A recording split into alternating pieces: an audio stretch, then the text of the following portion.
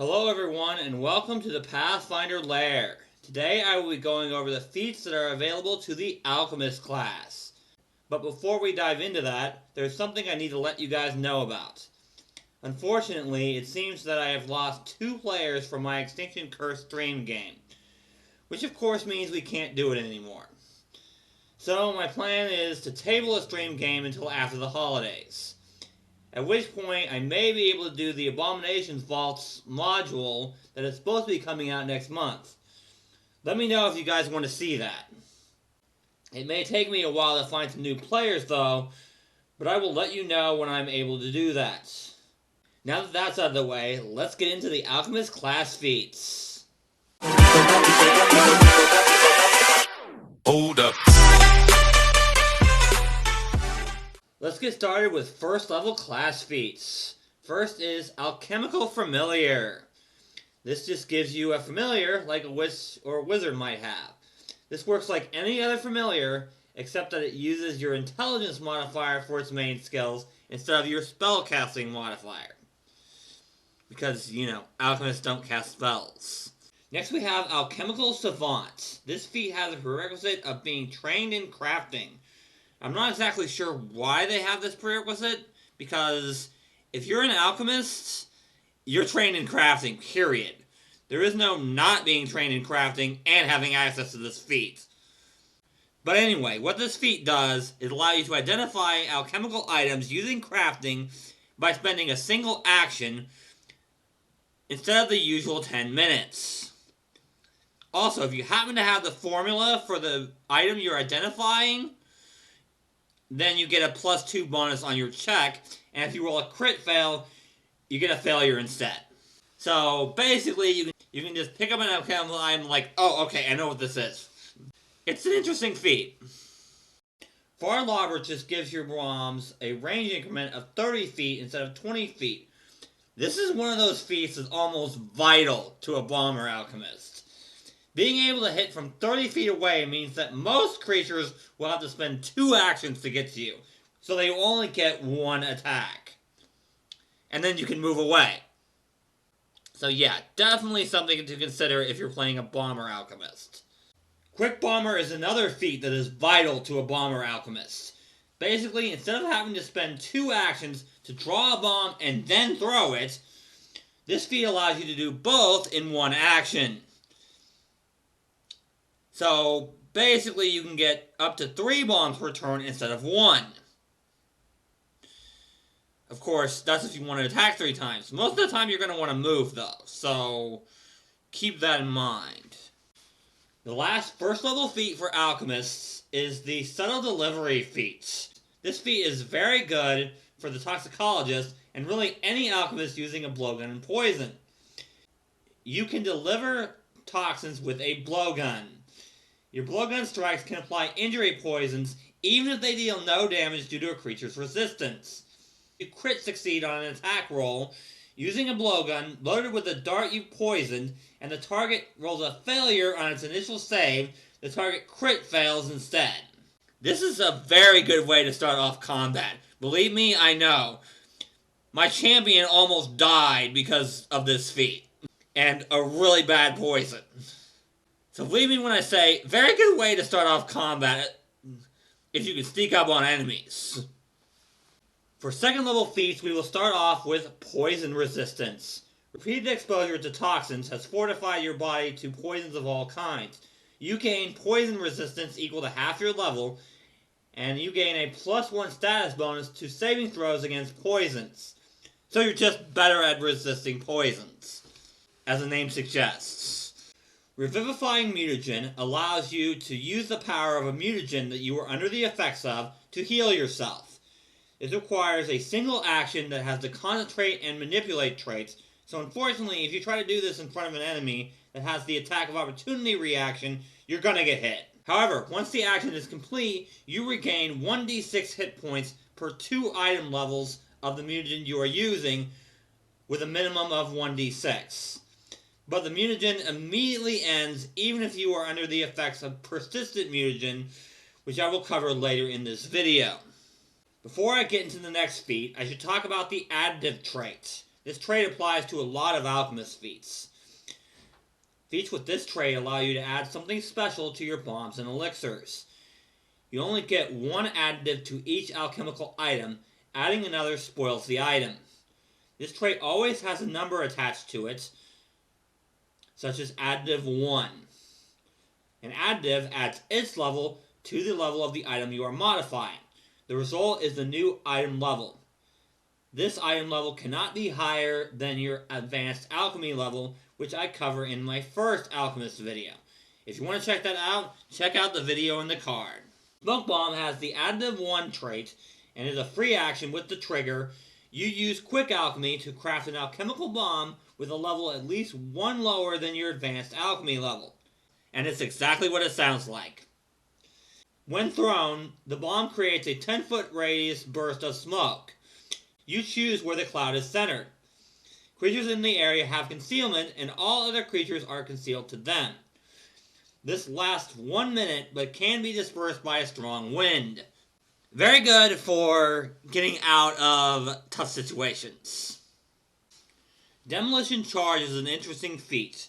In 1 minute, you can attach 1 to 4 bombs to an inanimate object within your reach. This creates a trap.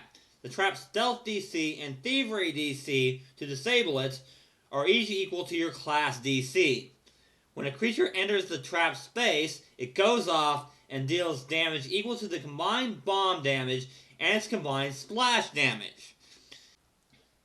You can also remotely detonate the trap as a single action as long as you are within 30 feet. This is something that I would probably allow an alchemist to do even without this feat. I wouldn't let them remotely detonate it, but otherwise, yeah, you could totally do this in my game without this feat. Calculated Splash just lets you use your intelligence modifier instead of the normal amount for the splash damage on your bombs. Very good feat, just allows you to do more damage with your bombs to everyone around. Efficient Alchemy is a good feat if you are spending a lot of downtime making alchemical items. When using downtime to create alchemical items, you can create twice as many items as normal in a single batch without spending any additional time. This does not change how many items you can make using advanced alchemy. So yeah, very good if you're spending if you have a lot of downtime and you want to spend it making like alchemical items that will actually last. Enduring Alchemy is the feat I was talking about in the last Alchemist video, the one that makes Alchemical Alacrity actually worth using. When you use Quick Alchemy to create an alchemical item, it remains potent until the end of your next turn instead of losing its potency at the start of your next turn. Healing Bomb basically allows you to transform an elixir of life into a bomb. If you throw this bomb at a willing target, you hit even on a failure, though not if you crit fail. If you hit a living target, it is affected as though it had consumed the elixir of life. Too bad this doesn't work on undead, but hey, that's how it is. Tenacious Toxins is a bit confusing, so I will try to make it less so.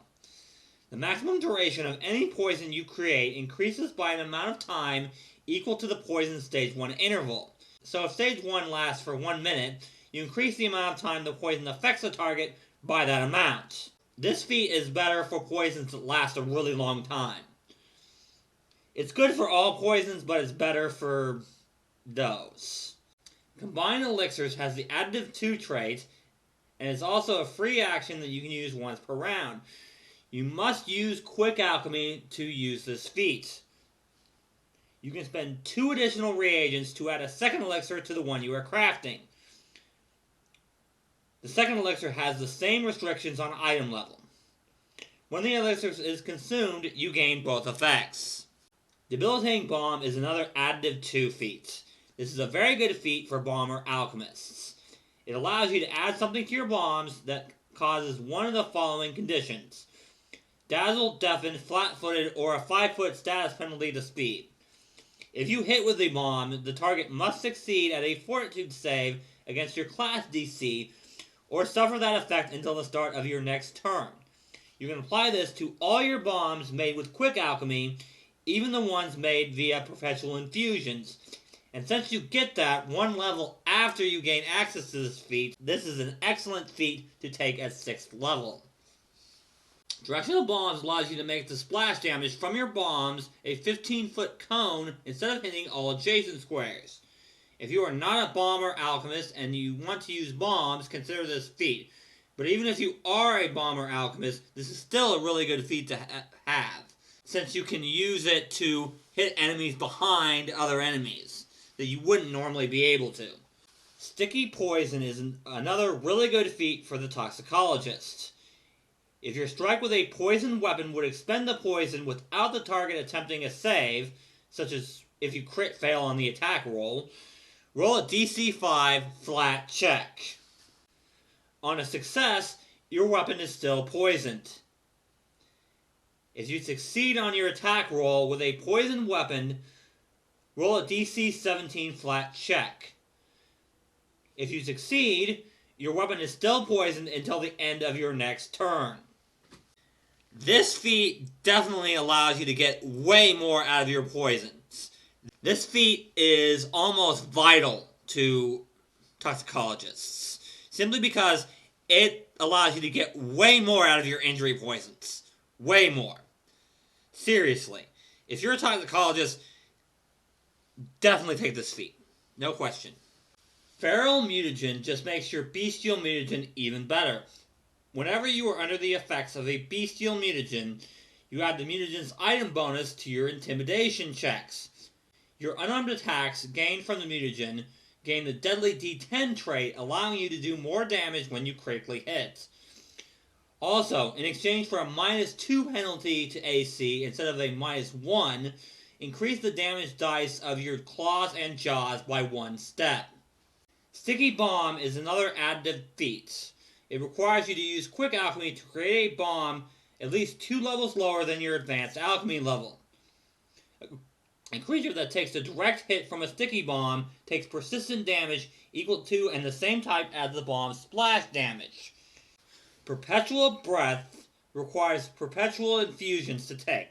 Choose one research field. Add one item from the list of options available to that field from Perpetual Infusions, or 2 items if you chose your own field. When you get Perpetual Potency and Perpetual Perfection, you gain the item or items appropriate to the field you chose. This is a fantastic feat. It allows you to add other items to your Perpetual Infusions, which is fantastic. Just being able to just make stuff without using reagents is already really good. But then you add more stuff to it with this feat, and it's just amazing. Definitely consider this feat at 8th level. Pinpoint Poisoner is the next feat on my list. When you hit a flat-footed creature with a poisoned weapon, or expose them to an inhaled poison, they take a -2 penalty on their initial save against that poison. So basically, if you're an alchemist rogue, and you're a toxicologist, take this feat. You will get a huge amount of damage out of this feat. Most definitely. Elastic Mutagen affects the Quicksilver Mutagen. While under the effects of that mutagen, you can step up to 10 feet, and you can make it through tight spaces as if you were one size smaller.